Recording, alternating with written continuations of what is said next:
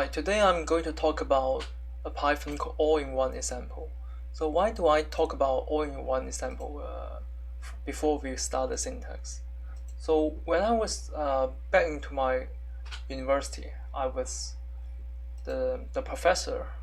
He he started with a syntax, and he talked about this syntax point by point, little by little, and at that point, at that time, I was very good at learning this syntax. But at that time, I can write workable code for C and C++. But I did not know what is a good code looks like, and what is a good coding style, which is very important for a coder.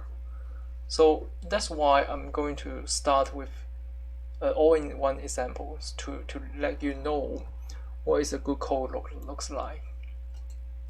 So here, mainly I think this code we can separate this code into part one, part two, part three, and part four. So mainly a good Python code is separated into four parts. So the first part is the first command. We use three quotes to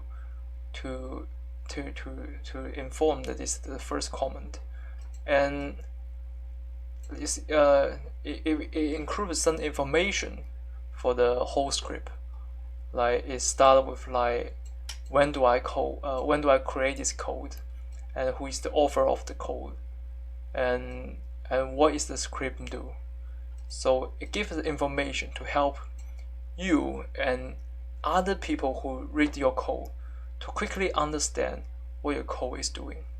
So that's why. So this is like the document, the self document of the whole script.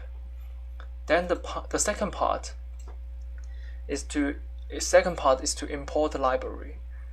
Oh, and okay. But I also want to say this part, the machine will ignore this part because this is common.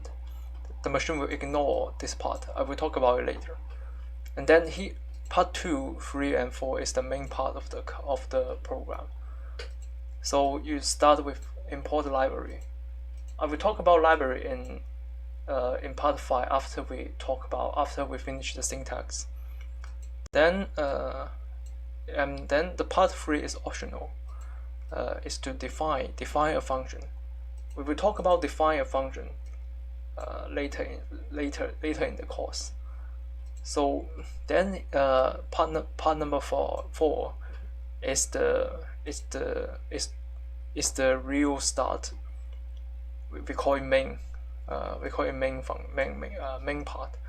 It's the real start of what you want to do, what you want the machine do in this part 4.